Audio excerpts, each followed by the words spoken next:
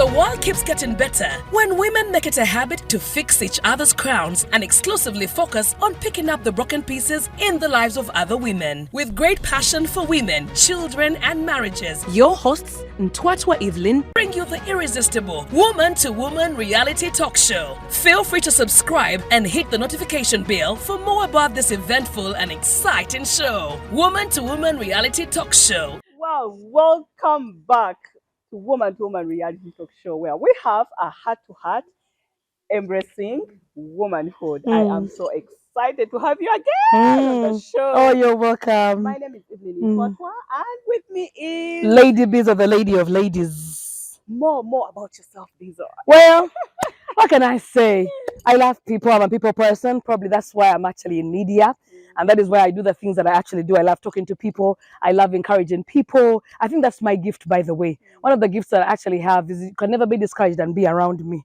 There's a way I'll beat you up to actually get up and get going, do your thing in the best way you surely know how. But I'm a media personality. I'm an entrepreneur. I'm a voiceover artist. I'm a voice coach. I'm a media coach. And of course, I'd like to say I'm a mother. And I'm a proud mother, by the way, of Bailey, Blake, and Blair. They make me happy. They give me motivation. And they're the reason I'm where I am today. Wow. Wow. LadyBezo, you're such an inspiration. I need to tell you this. I thank the Lord for that. Personally, you have inspired me in so many ways. And I'm so grateful to God that I'm in touch with you and I can still connect with you. One of the things I wanted us to talk about today is how should a woman conduct herself in the best way possible that she can inspire the women around her. Let me say in workplaces, in our homes, because I realize that in most cases, how we conduct ourselves push away the people we relate with. It's sort of like it limits our social life as women. So what do you think? How can we conduct ourselves as women to the women out there? I think I would like to first of all just say that women, we are a privilege. And one of the things, my famous quote actually in everywhere, like every time we're celebrating Women's Day, my tagline is learn to prepare another woman's crown without telling the whole world the crown was crooked. Wow. It is my tagline. I've actually seen yes, that. I use that a lot on my laptop, on my desktop, on my phones, on my wherever I am. For me now, it's actually not something I just write. How best can you explain that to someone? Exactly. Women, we have a habit of trying to show the entire world that we are responsible for someone's success. For somebody's success. You feel like without them knowing that, like something will get off you. You feel like there's a level that you probably will not get to. But you see, leave that to that person to be the one to tell your story. Because sometimes telling your story and blowing your own trumpet is not as sweet and as appetizing as somebody else coming to tell the story for you. I mean, I've had the privilege of seeing people, you know, who have inspired so many women. I've seen the Maggie Chigozis of this world sitting back and listening to young girls, you know, appreciate and applaud them.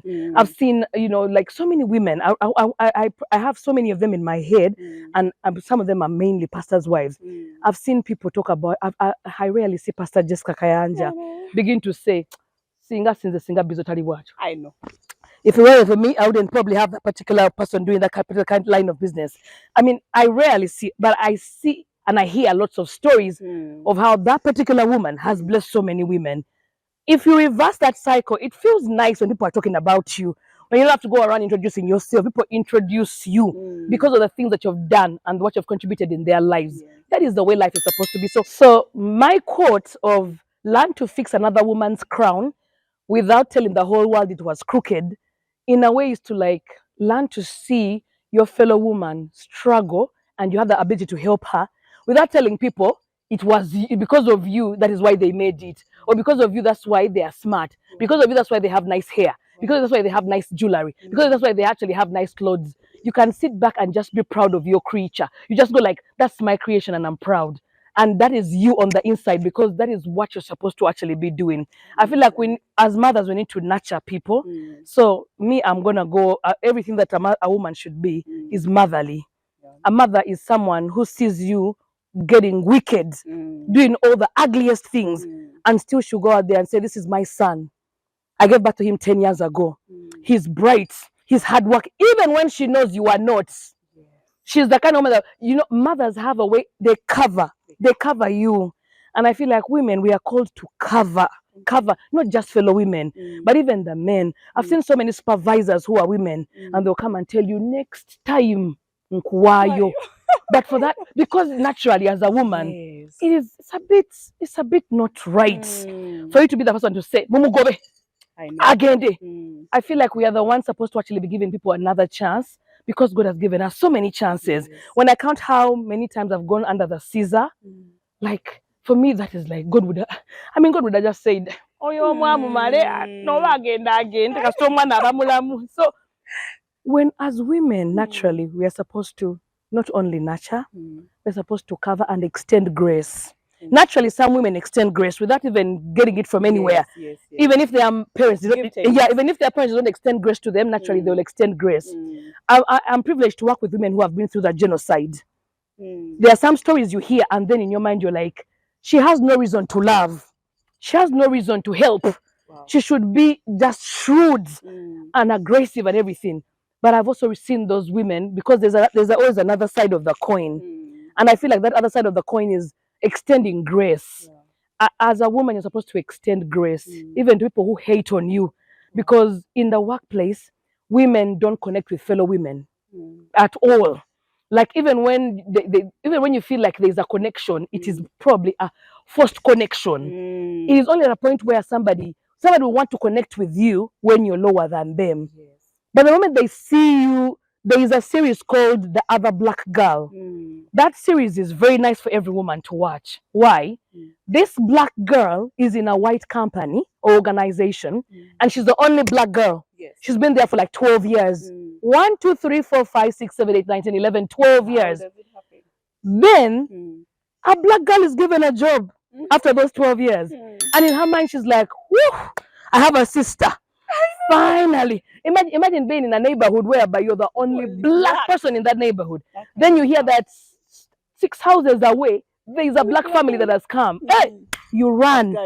No wonder we hear our family members and relatives who are abroad, they will connect with any African. Because in their minds, they're like, finally, I got a fellow Africa. Exactly. My color. Thank you so much. So the other black girl who actually joined rose through the ranks faster than this one who's been there, than the one who's been there for 12 years. Then this one is like, how come? I've been here for 12 years.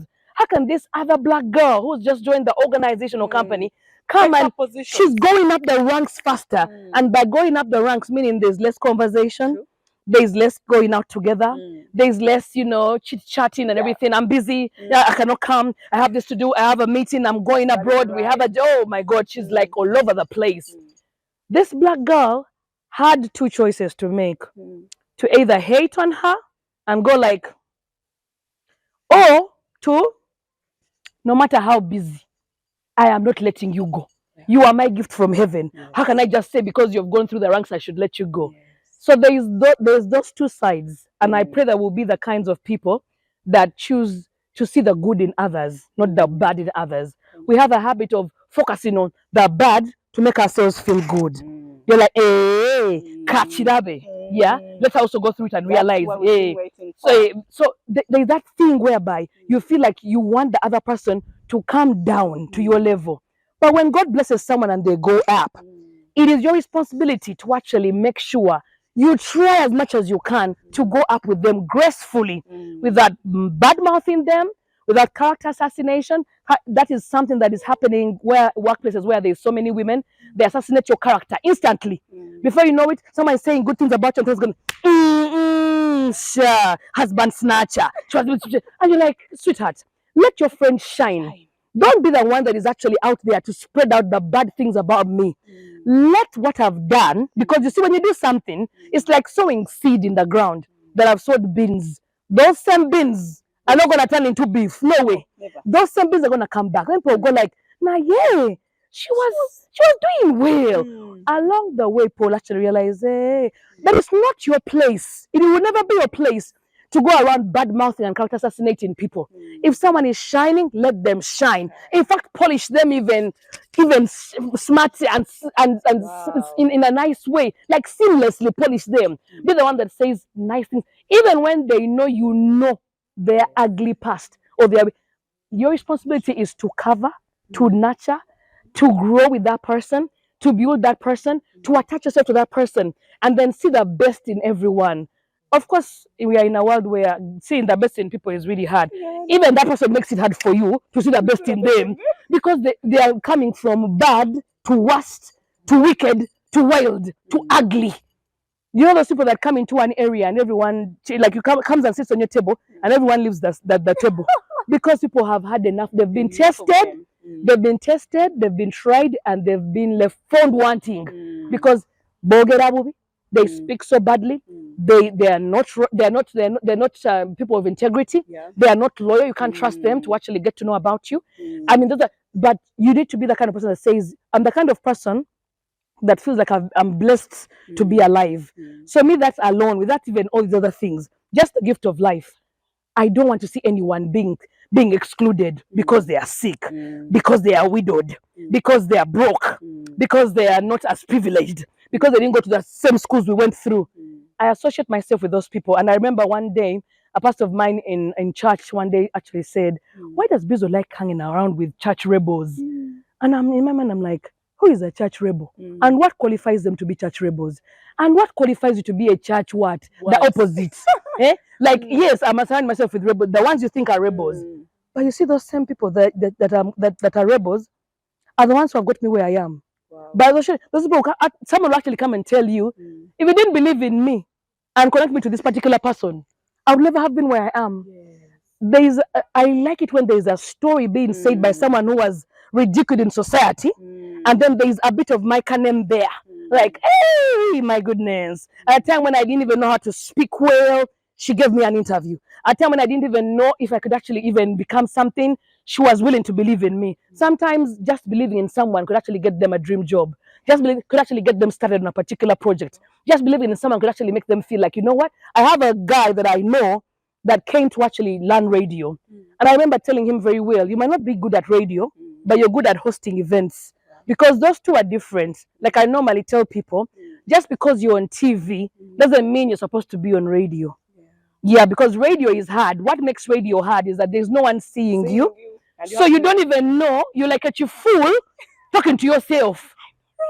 But at the back of your mind, you're getting feedback on social media, WhatsApp, Instagram, Facebook, Snapchat, TikTok, and you go like, wow, I love this kind of environment. Now, I would like to actually just tell you, this young man, I told you good at hosting, was on BET Awards hosting. A black Ugandan boy was on BET on the red carpet. Even I would like to be on BET's red carpet. I have never gone there. But he would tell you, the day I came to studio and you told me I can't be on radio, but I can host, I went and Googled, searched, what is hosting? What do they do? How do they do it? The rest is history right now. You can never pull him back to Uganda. I know. He can never come because in his brain, he has grown so much exposure. He wants to just empower other young people. And I feel like it is a cycle. You love country music. I know.